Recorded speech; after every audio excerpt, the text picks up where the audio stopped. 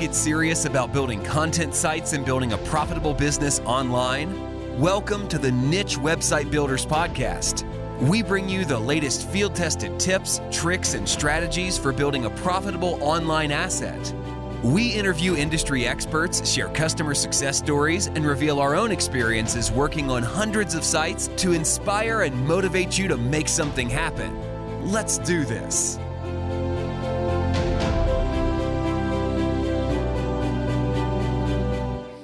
Hello, and welcome to this week's episode of the Niche Website Builder Podcast.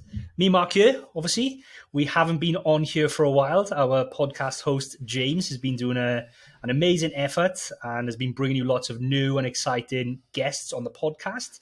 But since James has taken over, the podcast has grown massively. We've got a whole new batch of people that listen. We've got a massive new audience. And we thought it was time that me and Mark basically dropped by and just said hello to everyone.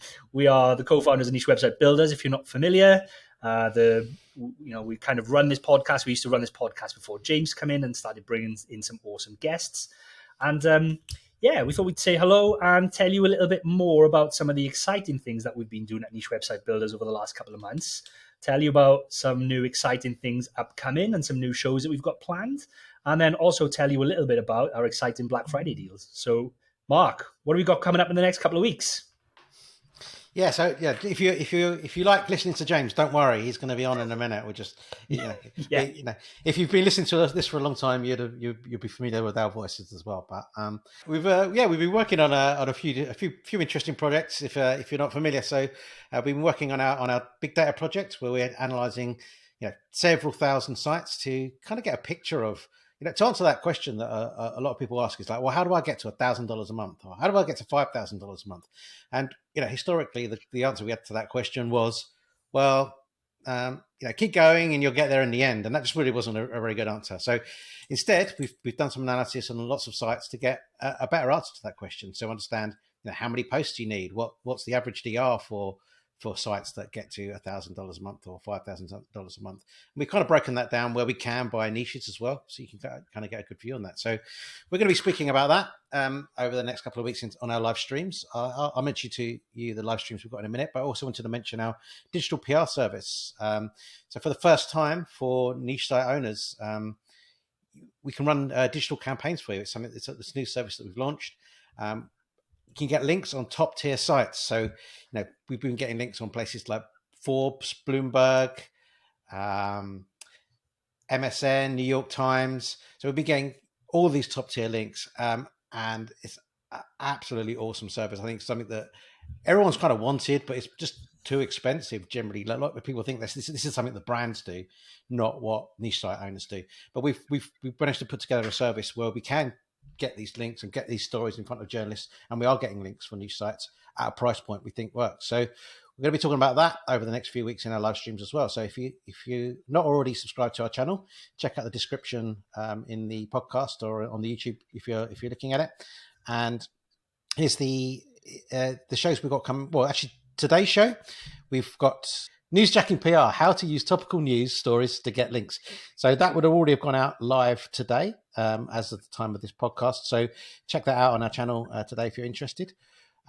We also have our calling it a beast study update. Where are we with our monster case study? So that's on Thursday, and next Tuesday we're also talking about the 5,000 sites that we've analysed and what we found out about them. So the beast study update is essentially we are taking the data that we've from the sites that we've analysed and creating our own case study out of it. So we're publishing 2,000 posts on the site. We're using aggressive link building tactics to grow the backlink profile. So we're using 301 redirects of age domains. We've done about 4 of those into it right now. And we're also doing digital PR link building on top of that to grow the authority of the site, as well as publishing 2,000 posts. So if that kind of thing's interesting to you, then we've got an update on that, as I say, on Thursday. So check that out. Yeah, I think that's about it for now, Adam. I suppose I guess right at the point of recording here, we're running our Black Friday deals, aren't we? Yeah, we are. So we're really excited about our Black Friday deals this year. It's going to be bigger and better than ever. I mean, this is our third Black Friday now, so we've had a pretty good go at it in the past. And the deals are you can get 20% more content off every order. So that's whether you want a one-off order, whether you want to jump on a monthly subscription, whether you want us to build you a done for your website or one of our age domain packages, whatever type of package of content you want to order, then you'll get 20% more content. And that applies to bulk orders as well. So, if you want to order 100,000 words, we'll deliver you 120,000 words. If you want to order 1,000,000 words, we'll deliver you 1.2 million words. Like, there's no upper limit on how big of a package you can buy. So that's really exciting. And also, we're discounting a new digital PR service that Mark mentioned there, which is awesome. So if you want to sign up to a monthly subscription to that, the offer is 5% off the monthly payments. If you want to pay for 3 months up front, because they run in 3-month bursts of a campaign, then you get 7.5% off the total campaign package. And if you want to pay for 2 campaigns up front, so that's 6 months worth of activity, then you get 10% off. But it has to be paid up front to unlock that discount. And they're the Black Friday deals. We're going to be launching them on Monday the 14th. So they should have already started. If you're on our news list, our email list, you should have already got an email about these. But head on over to the website, grab yourself some coupons, apply them, and honestly, take advantage of these deals. Like, they come around once a year. If you've been holding back to loading up on content, like, now is the time. It's so cost effective when you get 20% extra content. And same, if you've been thinking about new ways of doing link building or thinking my current link building is good, but I want to take it to the next level, honestly, digital PR is unreal. Like, it's unreal. The results we've been getting, we even got one of our clients in an actual newspaper. The journalists liked the story so much, they ran it in the actual spread. It was amazing. His picture was in there, his brand name was in there. It was great. So yeah, check those out. Head over to the website, grab your coupons, and get involved. So that's it from us for this week. But I guess now we'll hand over back to James for the main part of the show. Enjoy James' podcast, guys. Chat to you soon. Cheers. Bye. Welcome to the Niche Website Builders podcast. Today we have Debbie Cormode.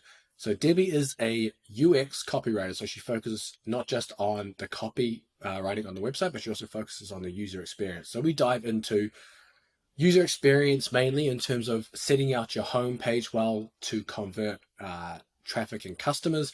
We also talk about layout of sales pages, copywriting tips within that, and all sorts of various things regarding fonts, colors, anything to do with user experience, and we cover it on this podcast. So if you are selling your own digital products or you are an affiliate for a product, this would be very helpful for you in helping you sell your products better and helping you sell other people's products better as well to increase your conversions. So sit back and enjoy. This episode is brought to you by Niche Website Builders, an agency dedicated to helping people just like you build profitable content sites. Niche Website Builders are the hands-off content site marketing agency you always wished existed. It's run by content site marketers for content site marketers, and they help both investors and individuals alike build profitable online properties. They provide a fully outsourced approach to content creation, link building, and done-for-you website builds, the same approach they use on their own six-figure portfolios. For example, their content packages come with a proprietary keyword research process, are written by in-house native English speakers, formatted using templates proven to convert, and uploaded to WordPress with affiliate links added so that all you need to do is hit the publish button. Check them out at nichewebsite.builders/show. That's nichewebsite.builders/show and fill out the form to get coupon codes for 10% more content or a 10% discount on links with your first order sent right to your inbox. Welcome to the Niche Website Builders podcast. Today we have Debbie Cormode. Welcome, Debbie. Hi. Thanks for having me. No, thanks for coming on. We had to reschedule this one for a round 2 with crappy internet, so we've finally been able to make it, which has been awesome. But you were recommended from our previous guest as someone who's a UX copywriter. So do you want to maybe dive into a little bit of your background and what UX copywriting is? Okay, yeah. So I am a website UX copywriter mainly. So my business is the Copy Sprite. And I started off being just a bog standard copywriter and decided to niche into website copy. And from that, UX was just a natural stepping stone. So UX stands for user experience. So I don't just focus on writing the website copy. I focus on making sure that users can get around the website very easily, because the less friction and the less frustration there is for the users, the higher the chance of conversion. So you can have the best copy, but if then the design or the user flow creates frustration, then that copy is not going to convert. So for me, jumping into UX was just a natural progression as part of my career as a website copywriter. This is actually awesome timing, because I've just redesigned, or kind of redesigning, my website, because I got a new logo done. My first logo was on Canva, done in a few minutes. Honestly, it looks like shit, but it's working.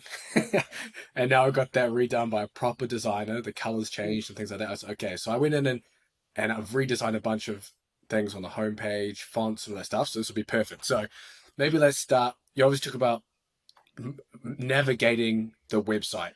So what is a simple I guess maybe what might be helpful is what's something that's almost like an example of something that's too cluttered, too much, and an example of maybe what would be a simple, I guess, way to navigate around a site from a homepage.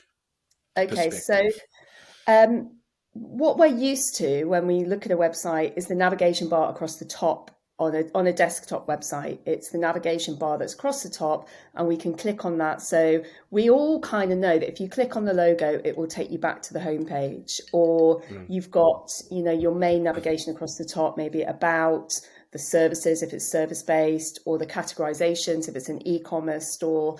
And we can click on those, and we know we can get around the website from there fairly easily. Occasionally, though, when I've worked with web designers in the past, particularly with the advent of things like Squarespace, which makes it very easy if you don't know how to code or you don't know the technicalities of website design, you can use a template like Squarespace, and they've got all these fancy designs. And sometimes the navigation is like what we call a hamburger, which is the 3 little lines.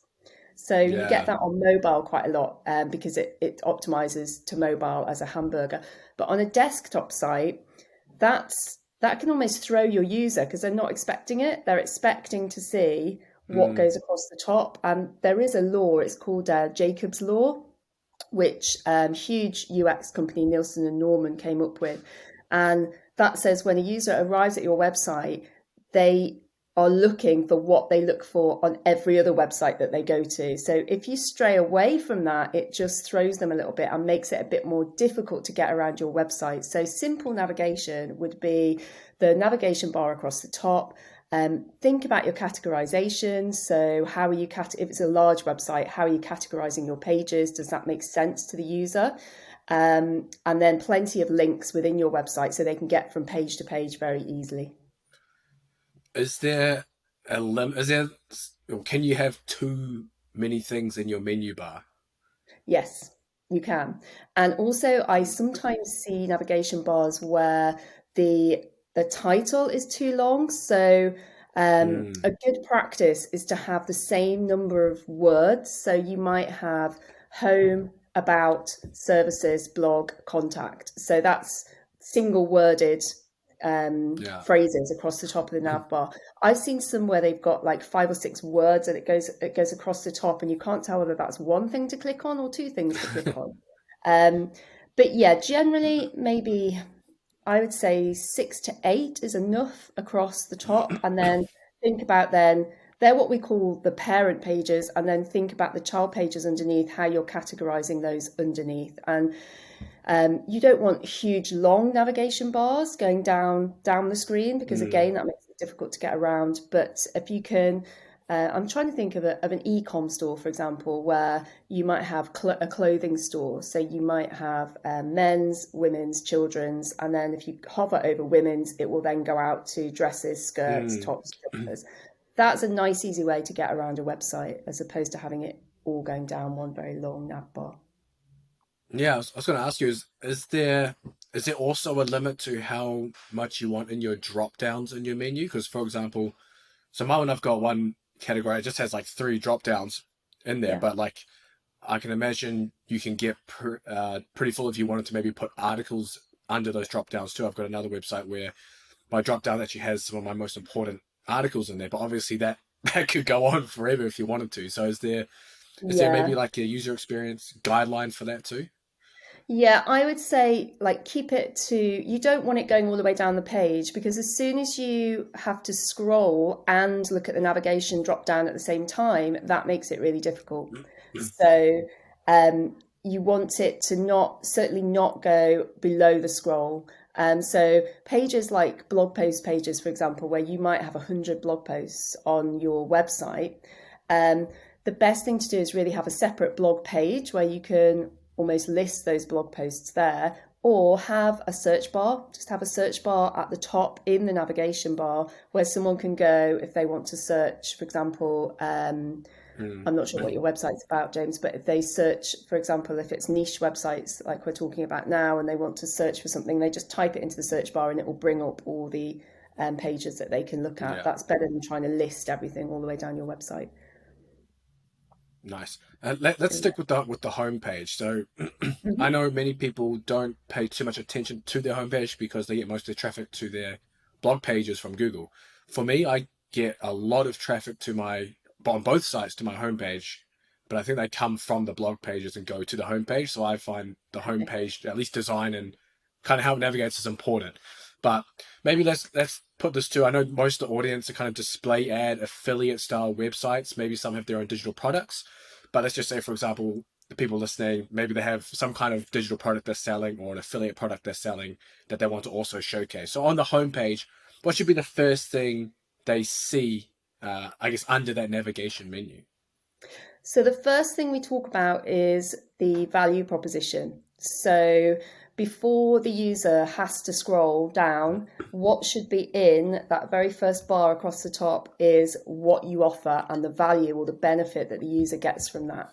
So, because that's what hits them first. So you don't want to just list the features. So you can list the name of your product, but you want to actually draw the reader in. You want to draw the user in to scroll the website a little bit more. So what you need to have there is the main benefit of what your product can do for the user. So there's a common phrase in UX, which is we don't want a 1/4 inch drill, we want a 1/4 inch hole. So every time we buy something, we buy it to achieve something from it, to achieve a job from it. So we don't want to necessarily buy a drill. We're not buying a drill because we're buying a drill. We're buying a drill because we want to create a hole in the wall. Gotcha. So whatever your product is, what is the job that your product does for the person who is coming to look at it, who's coming to buy it, and focus in on that. And then you're going to touch upon their main pain points, their main struggles, and it's going to make them want to read a little bit more.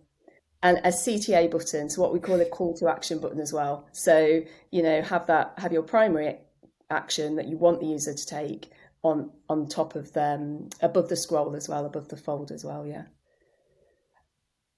Gotcha. And I was going to say, this kind of comes into, I guess, copywriting principles as well. And we will touch on copywriting, but we'll touch on it a bit now anyway, since it kind of mixes in here. But in that, I guess, benefits for the user area at the top of your homepage, I guess, do you have any almost headline, because it's a headline, right? Do you have any like headline formulas that you use to maybe help people create that kind of benefit line at the top of their page? Gosh, yeah, there are loads of headline formulas out there. I've just got to try and think of some off the top of my head now. But something like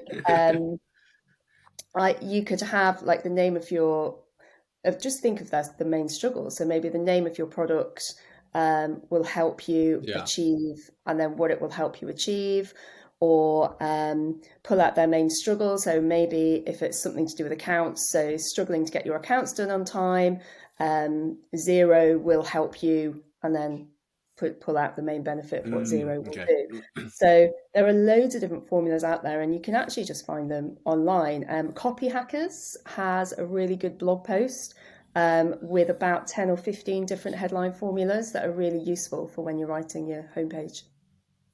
Okay, perfect.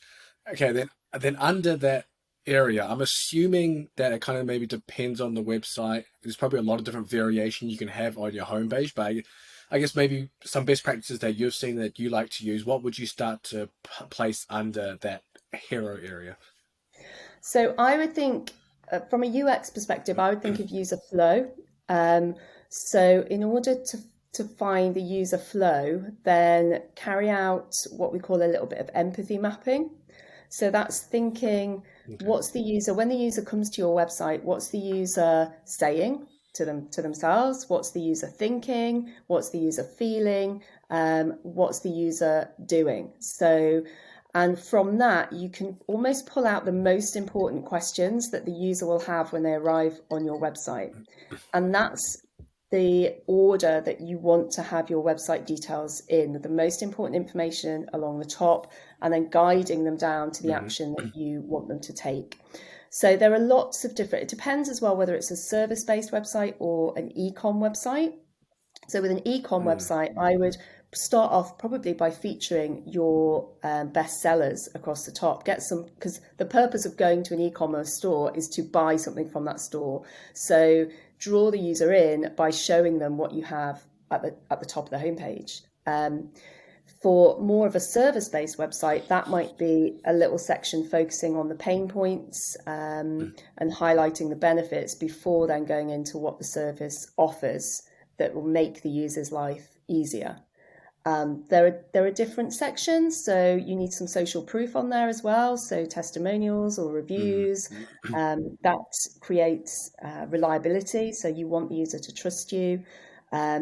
You can have some a little section about. Quite often you'll see that on a homepage. So on my homepage, there's a little section about me. It doesn't go into massive detail. What it then does is link to the about page, so the user can very easily then go and find out more about me. If it's service-based, a little bit about the products that you offer or the services that you offer. E-commerce, you might want to just throw some categorization in there. What's important for e-commerce is sometimes e-commerce, if they're holding a sale, will only focus on those products that are in the sale. And so a user will arrive at the website and think, oh, if it's a tech company, for example, that stocks, if you think of trying to think of a company like Currys that stocks computers, televisions, electricals, kitchen appliances. If they're pushing a sale on laptops, then on the homepage, they'll just generally advertise the laptops. Whereas for a user arriving at that website and looking for a fridge, they could easily just disappear off that website because they can't see anything there that's kitchen appliance related. So it's important to have a snapshot on your homepage of everything that you offer to keep the user on your side, on the website. Because that's something I was struggling with on my redesign, and I haven't done that. So I'm going to ask you some more questions there. So I've got I guess you could say I've got a main product that is going to be subscription based that kind of encompasses everything. But then I've also got some physical products now. And I didn't want to add that on the homepage because I didn't want that to take away from my main product. So would you then recommend that somewhere, even if it's further down the bottom, that I would add that just to showcase that something like that is there? Yeah, I would, because otherwise there's no indication that the user is going to find that information, because you're not, the two most read pages on the website are the homepage and the about page. So if you don't have that information on your homepage, then your user could miss it and you could miss out on a conversion or you could miss out on a sale. So if it's not the most important aspect of your business, then don't place it at the top, but certainly somewhere down your homepage, maybe 3/4 of the way down, then have a little explanation of your products and pull out the benefits of them, the value that the user will get from using your products, and then have a link to an actual product page where they can go and find out more information about it if they want to. Gotcha. Yeah. Perfect. I'm gonna do that after this. Then that's my job this weekend. But I wanted to ask you as well about fonts. Now, obviously, people starting their websites, they can get caught up in days of just finding things like logos, fonts, all that kind of stuff. So I want to ask you I guess this is the only real way to phrase it, but how important is, say, the body font and the heading fonts, or are there fonts that you generally look to avoid? Are there things like, I guess, web safe fonts like Arial, Times New Roman, and things like that? Are those things, to me, they look ugly, but I don't know if that makes a difference from a user experience perspective.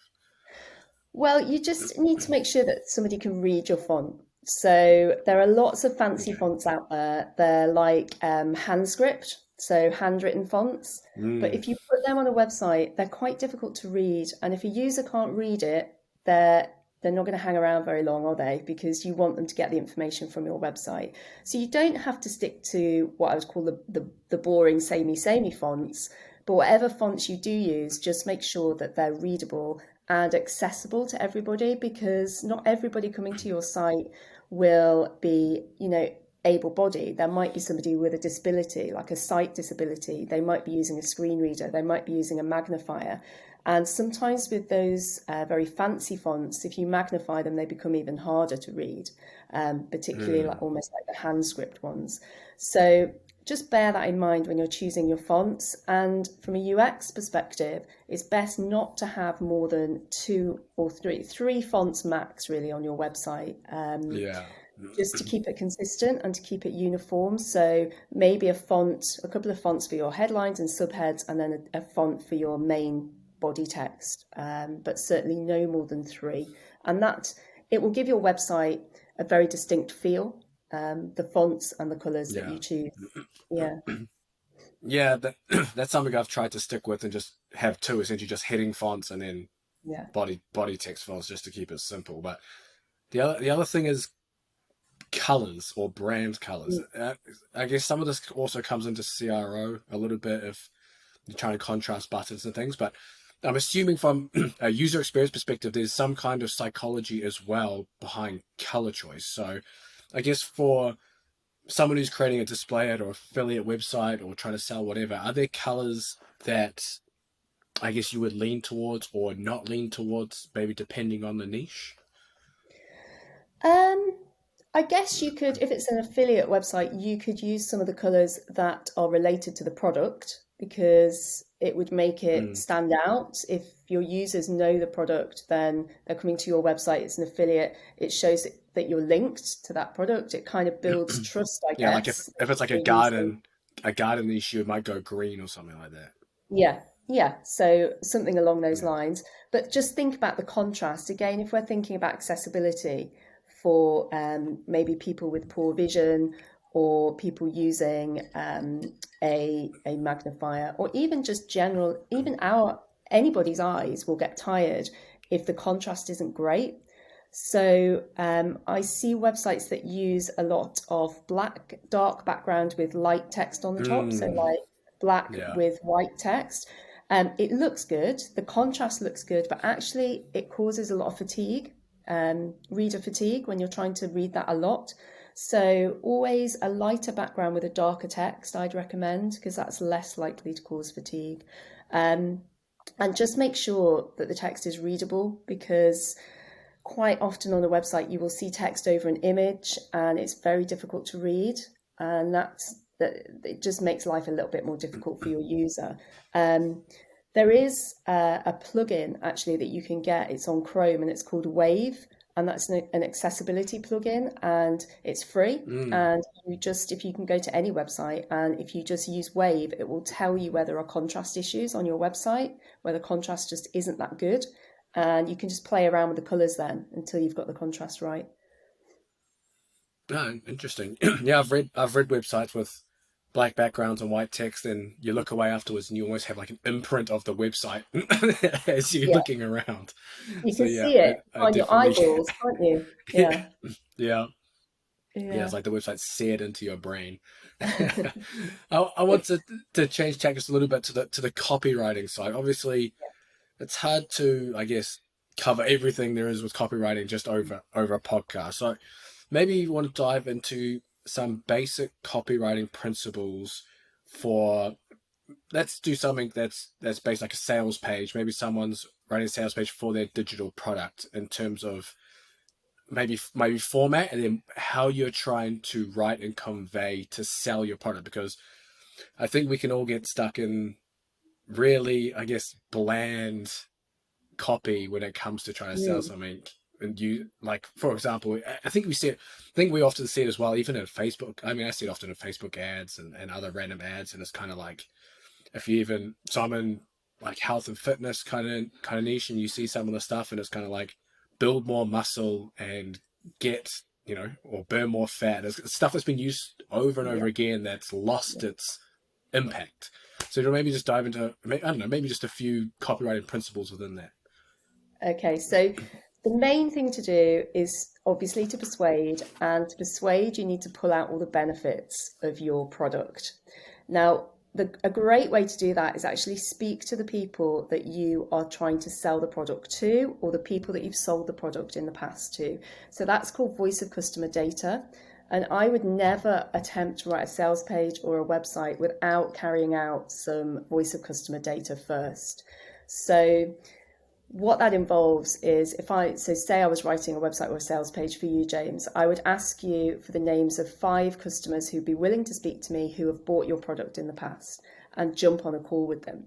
And it's very, it's not a long call, half an hour call. And within that call, I would pull out the information, things like, what were you doing when you decided to buy James's product? Because that takes them right back to the moment, and brings back the emotions they were feeling when they decided to hit buy for your product or your service. I'd ask them, what had they tried before? So why didn't that work? What is it about James's product that has worked? What do you like about James's product?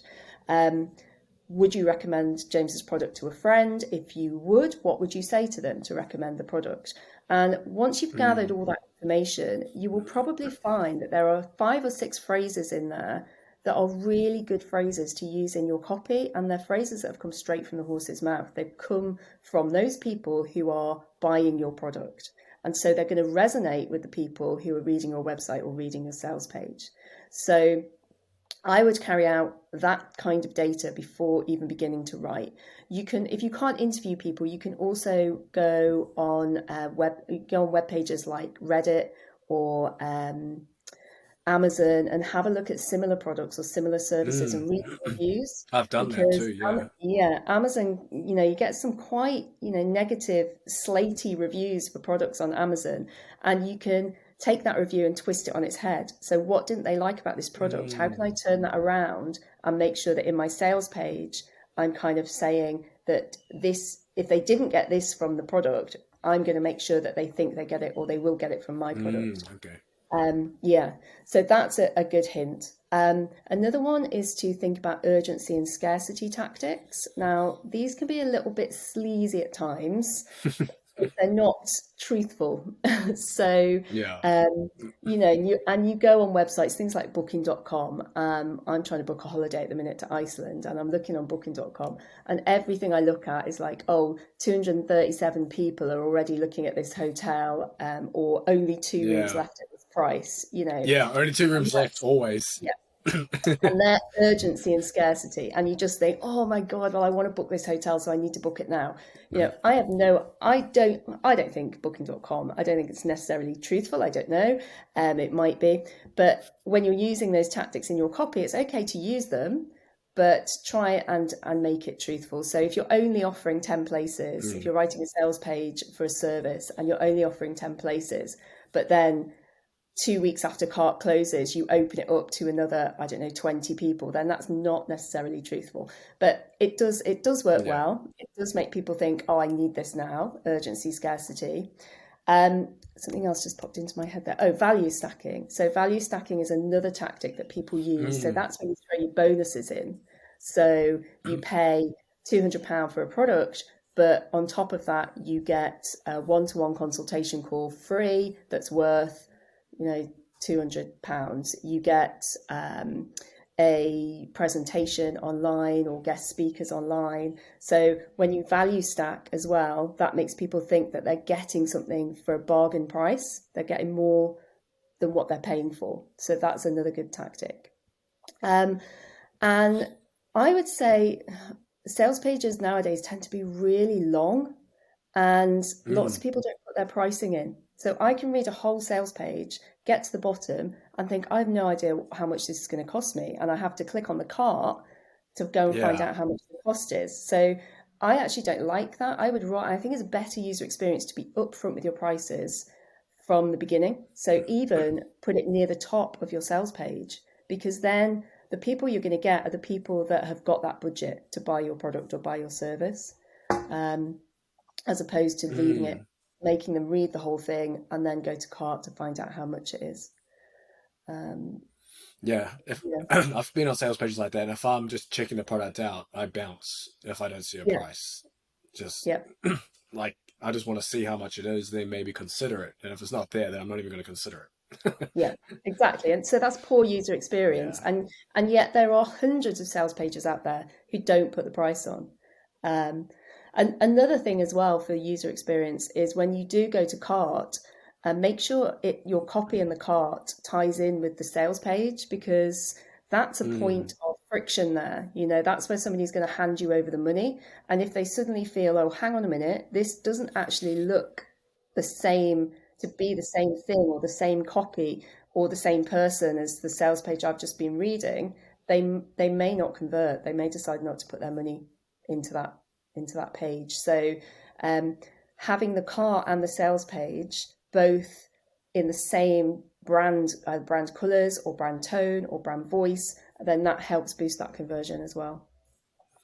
That's something interesting, because so I use, or not anymore, but I'm still using Thrivecart as my shopping cart. I know many people in the niche website space use Thrivecart as well to sell their own products, and obviously they have a very standard checkout, checkout window and checkout thing. And I guess that was something I was thinking about too. I was like, is it too different to my website where I'd have to go in and make substantial changes to that cart, or I guess to that checkout window? But I guess, what do you want on there to help convert? Because right now mine is literally a picture, so they know it's the same product, and then the product name, the price, and then obviously enter your details and the usual credit card stuff and whatever else. But what else could you add to that to help increase conversions? Is it possible to add something to Thrivecart? Can you go in and can you change the copy on there? You can change colors, you can add logos, images, testimonials, you can add extra input things. You can do a whole lot of different things. You can always customize it to a full sales page like itself if you wanted to. Yeah. But I'm not going to send someone from a sales page to another sales page. No. But I think as long as if you can put your logo on there and you can use your brand colors, and you can maybe even just throw a 2-line review down, that is just an extra push, isn't it? An extra, if they've reached the cart, they're still maybe thinking, shouldn't I buy this? And then you've got a 2-line review there that talks about how great the product is. Then that's just that extra little push to then make them get their credit card out and fill in those details. So if you can do those sorts of things, I think that's enough. It's just that sometimes I've gone from website to cart and there's been no indication that that's the same. That's why I was surprised that you can do that on Thrivecart, because I've seen Thrivecart before and it looks very, very bog standard. So the more you can personalize it, I think the higher the chances of conversion will be. Well, if you're adding a review or testimonial on there, can it be the same testimonial that was on your sales page, or does it lose its impact if you're using the same one? I think you can use the same one. It's just another reminder, isn't it? It's just a little reminder. Okay. If you've got a different one, that might be better, but using the same one certainly isn't going to do any harm. It's just gonna jog the buyer's mind again, the user's mind, that actually this is why I've got this far already. This is why I've jumped from the sales page to the cart. I've nearly got my credit card out. And now, actually, this is why I'm here. I do want this product. Gotcha. And I wanted to come back to the sales page as well, because I think going through how the sales page should be laid out is also going to help translate into people who are writing affiliate reviews of a product. Even though you're not selling your own product with the affiliate, and you still have to kind of rank it for SEO and cover different things there, but the copy that you write in your sales page is going to translate over to if you're going to write an affiliate review. So this should help those people too. But in terms of the layout of the sales page, how should it look? So for myself, I pick one off. So I've got Thrive Themes, and they have a whole bunch of pre-made sales pages, and they kind of give you the layout, and I might add and change some things there. But if I'm creating for myself, I get lost, because I'm like, what the hell is going to go next? What should go here? What should go here? So it might be good maybe if you can lay out like a general structure of how a sales page should go, essentially from a user experience perspective. Okay, so it's quite similar to the homepage on your website. You need to think about the user flow. So the most important information goes at the top. So think about the main struggle that the user has, and that needs to go in your headline at the top. So you're drawing them in straight away. And try to make your headline like something different, like a catchy bullet. So that it will make them stop and read, because 80% of people will read your headline, 20% of people will not, only 20% will read past the headline. So you need to really draw them in with the main struggle. Underneath that, I would just go on to focus on the benefits and draw out the pain points. So pain points and benefits, there's two ways around that. Some people focus on the pain points. Things like, are you struggling with, and focus almost on the negatives. I prefer to focus on the positives. So take that pain point and turn it into, with this product or with this thing, wouldn't it be great to? So for example, wouldn't it be great to get all your accounts done in the space of an hour? As opposed to, are you struggling to get your accounts done? Are your accounts driving you crazy? Which is a negative. Twist it round. Wouldn't it be great to be able to spend your Fridays off work because your accounts have all been done? So that kind of twist on it.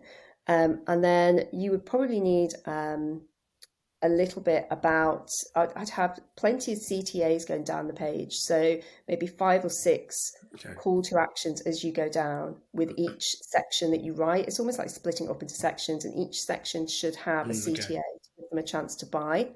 I'm trying to think now off the top of my head of the sales pages that I've written. It very much depends on the product and whether it's service based, whether it's e-com. A little bit about you or the company, because you want to build trust. You want them to trust you. You want to have that reliability. So some information about who you are, your credibility. So what makes you the person to sell these products? What is it that you know? Why should they trust you? So that's always a good thing.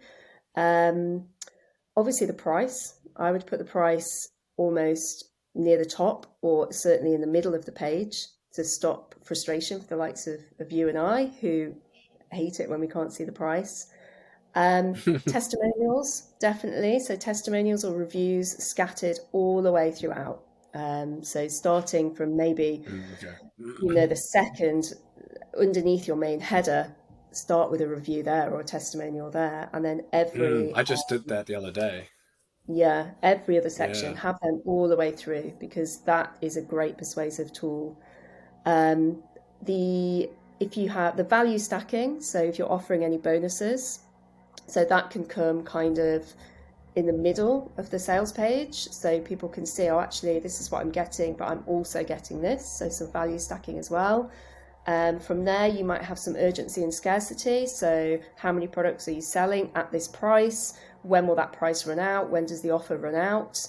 And then the sales pages then just kind of repeat themselves a little bit. So maybe then another focus on the benefits, another review, another reminder that there's only so many that you're selling at this price.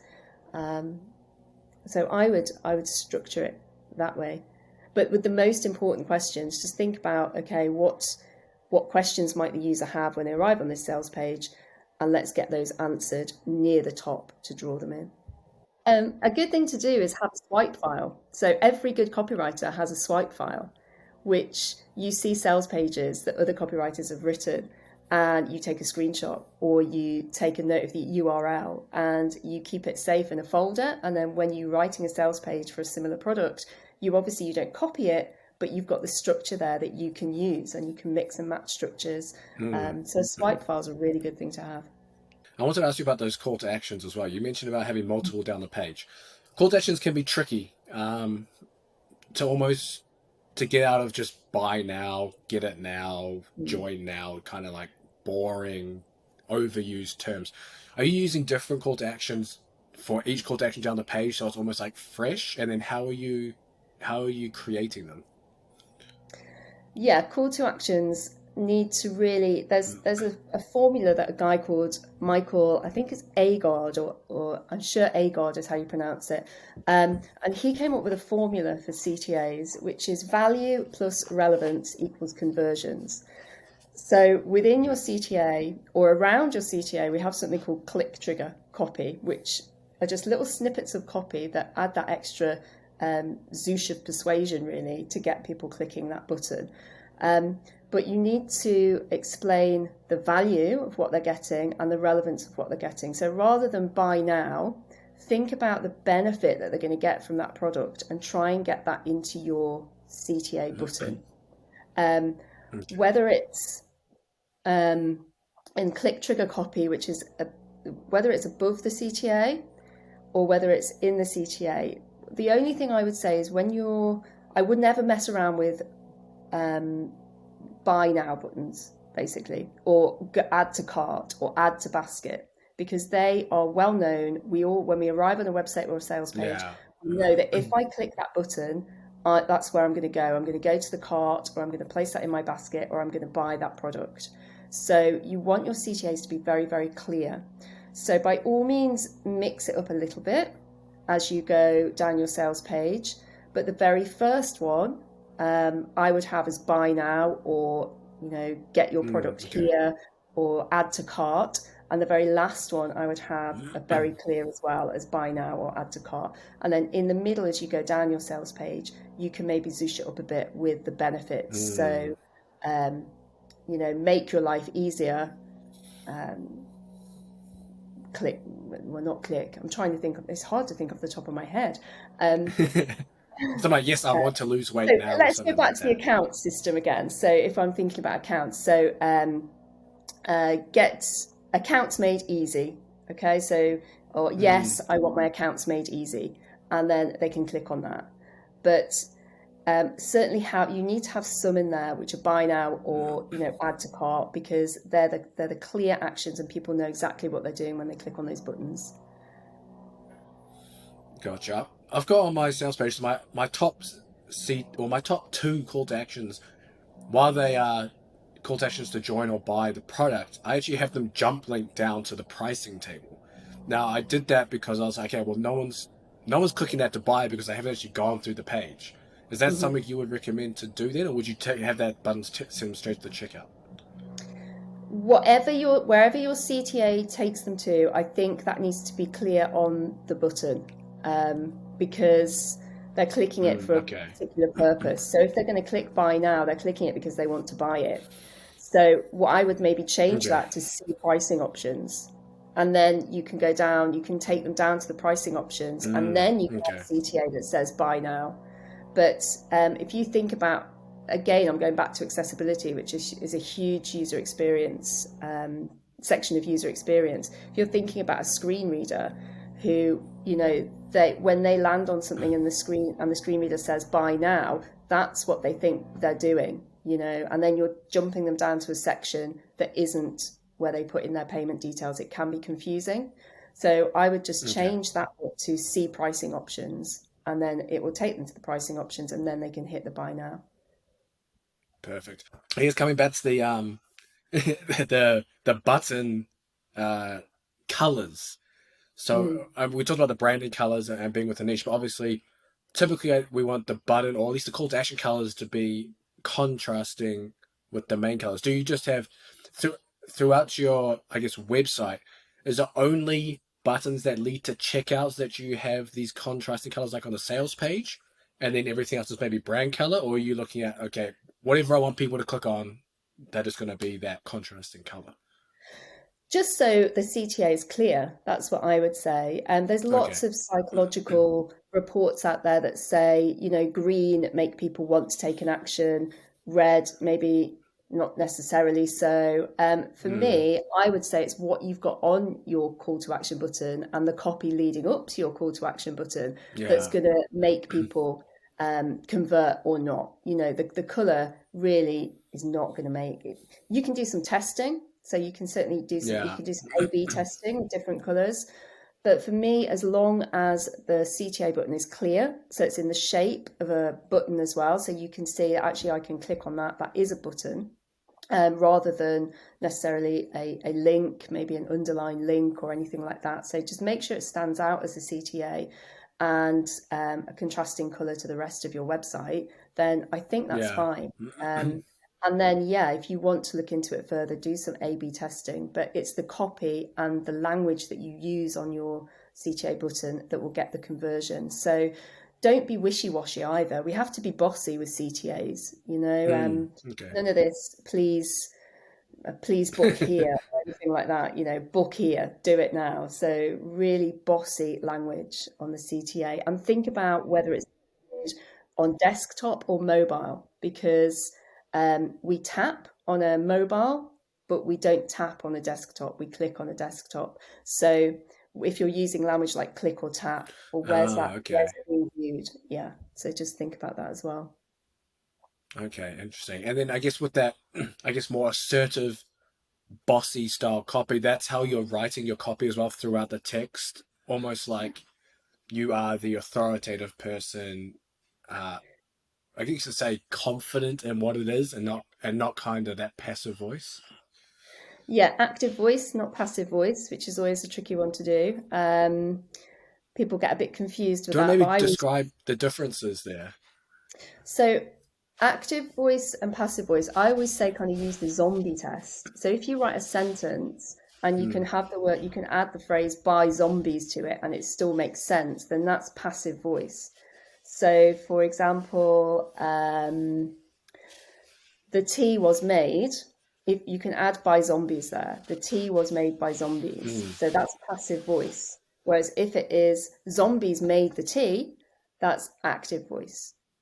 Because zombies made the tea by zombies doesn't make sense. So that's a good little test to do.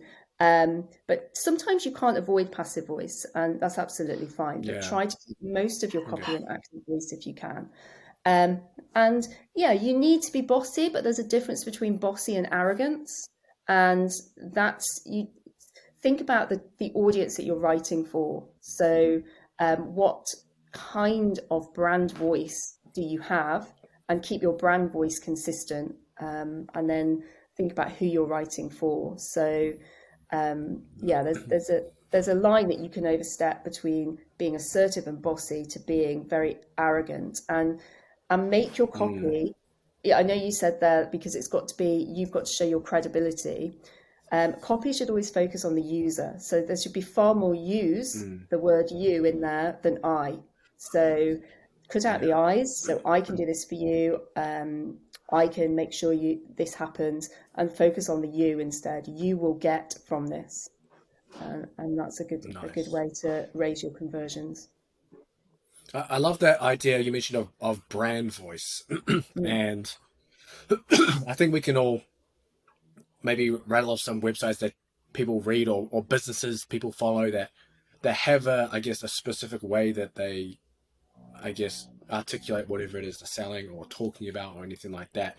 And I think that's becoming more and more important, at least within this niche website building space, because people are creating display ad affiliate websites. A lot of them, with no real substance behind them. It's more, hey, here's the 10 best this, 10 best that, some informational stuff, kind of rewritten just to get someone to click on an Amazon link or whatever. But this whole brand voice and building a brand, I think, becomes quite important. So do you want to dive into, how do you establish a brand voice, and what really is, or I guess what encompasses a brand voice? Okay, so I'm no expert on branding. I'm not a branding expert, but I would start by thinking about your values. So what are your brand values, and how do you want to be perceived? So your brand is almost like what someone says to you says about you when you're not in the room. So do you want them to say that you are funny, that you are caring, that you are honest, that you are authentic, honest, so it's a similar thing. So think about the values. It's almost like turning your business into a person. So what would you want people to say about that person, about your business? And then try and convey that in your copy. So for example, if you are a humorous brand, then being witty in your copy, then that will work. But if you are, for example, maybe you're a funeral parlor, that's not going to be the right brand voice for you because your target audience are not going to appreciate that. So think about who you're selling to, and think about the language that they use, the personalities that they have of the people that you're dealing with. And if you can resonate with their personality and their language, then that's the kind of brand voice that you probably need to go towards. Yeah, that's an interesting one. I know a lot of people say not to use, I guess, comedy or funny things within your copy, because people reading it might not get it. What's your take on that? Then it just depend on kind of, as you mentioned, that brand voice you're trying to portray. Yeah, it just depends who your audience are. Um, Yeah. there are places for comedy, and comedy can work very well in copy. And I think we kind of know of brands that use a lot of comedy in their copy. But also there are times when you want to kind of step away from that. So, for example, if you are using comedy in your copy, when you have an error page, for example, a 404 page, or when you have your contact page for complaints, you don't want someone coming to your complaints page and being faced with almost like tongue-in-cheek comedy. That's just going to throw them into an absolutely foul mood, isn't it? So that's what we would call is tone. There's a difference between brand voice and brand tone. So brand voice is almost like your personality. The tone changes with the context. So my personality doesn't necessarily change, but my tone might change, whether I'm angry or whether I'm happy or whether I'm sad. So think about where your copy's going and how that might affect the tone of your voice, of what you're writing. But I think there's certainly a place for comedy in copy. I know several copywriters who write really witty copy, and it's funny to read and it engages you and it sucks you in to want to read a bit more. And I quite personally, I like that kind of copy. You know, I like brands that have that kind of copy, but it won't work with everybody. And so that's why you have to think about your audience, because certain audiences will not like it. The same with jargon, and the same with I don't want to say the word slogans, not jargon, like acronyms and things like that. So Gen Z almost have a language of their own sometimes. So if your target audience is Gen Z, then you can use that kind of language. But if you know there are others coming to your website to buy from you, maybe from older generations, and they're not going to understand that language, then maybe steer clear of it. So it's really narrowing down who you're writing for and the kind of language that they'll understand. That reminds me of old fitness blogs about a decade ago, before you needed to have hardcore SEO to be followed and seen. A lot of those were very popular because of the way they were written, and they were funny, they went against the grain, things like that, and you would read them because they would be that engaging. I guess it's a little more difficult now with SEO and all that kind of stuff, but within maybe your sales copy, that could be something, at least if it, as you mentioned, hits that target audience, then you're probably good to go. Yeah, I think even with SEO, you know, you can still build a very distinctive brand voice, even while getting your keywords in there. Because remember, Google's looking for helpful content. It's not looking for, you know, keyword stuffed content. So you're still able to do that and still get found on Google. Yeah, but before we end this podcast, I wanted to jump into email and email opt-ins and things like that. And in terms of a user experience there, I guess in your experience with email, well, I guess with any opt-ins, do you have any advice in that area? Yes. So on a website, well, let's talk pop-ups. Okay, pop-ups, and they pop up, do you want to join my newsletter, my email list? When they pop up within 3 or 4 seconds of landing on a website, that's poor user experience. Really, you want to give someone time to have a look around your website and find out what it is that you do and what it is that you offer before you jump in and say, hey, do you want to join my gang? Because otherwise they just don't have enough time to find out who you are. So with a pop-up, I would leave it at least 20 seconds before you start popping that up on a website. Sometimes it's good to use an exit pop-up. So when the person is about to leave the website, then have a pop-up inviting them to join your email. And with your sign-up form, make sure that you're adding information, so you're adding value, so they know what it is they're getting. So rather than just join my email list, well, what do they get from your email list? So do they get tips? Do they get discounts? How often are you going to land in their inbox? Is it once a week? Is it 3 times a week? Give them the heads up so they know exactly what it is, what they're signing up for. And what else can I include in there?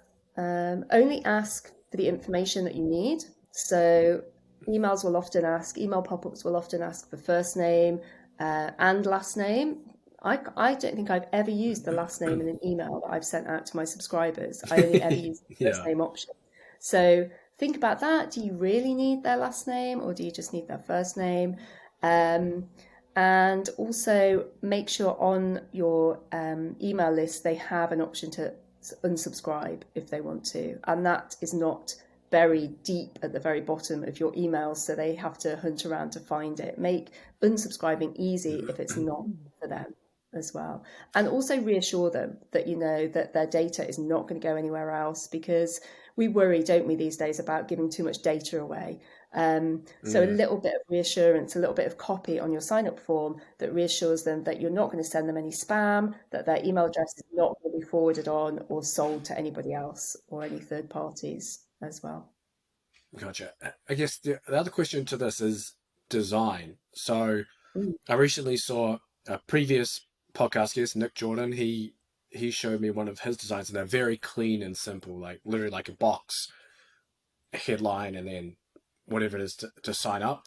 My current designs, I think, might be too designy. They have like an ebook cover mock-up, and then the headline, and then that, and some colors and stuff like that. So I'm kind of like, maybe I need to split test those two. But I guess from your perspective, do you have maybe a preference in terms of email, I guess, opt-in designs? Do they get an ebook when they sign up for your emails? Mm-hmm. So, well, then I think that's, if you've shown an image of what they're going to get, I don't think that's poor design. I think that's showing the person, look, sign up for my emails and this is what you're going to get. It's showing value, it's showing relevance.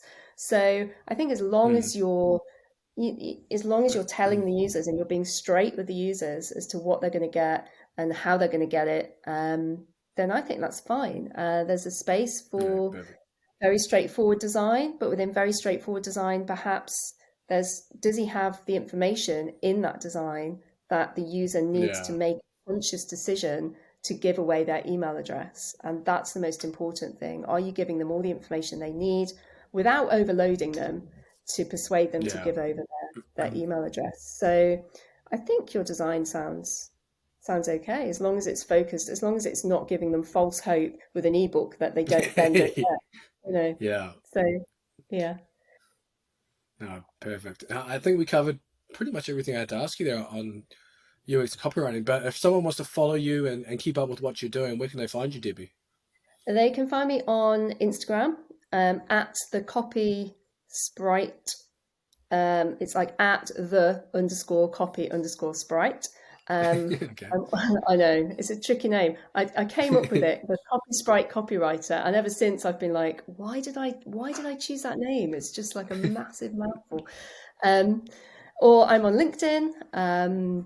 Again, that's under Debbie Cormode rather than my business name. I'm on Twitter as the Copy Sprite, or there's my website, copyspritecopywriter.com, and you can find me on there as well. Perfect. Well, thanks for coming on and sharing these tips, Debbie. I really appreciate it. Pleasure. It's been lovely talking to you, James.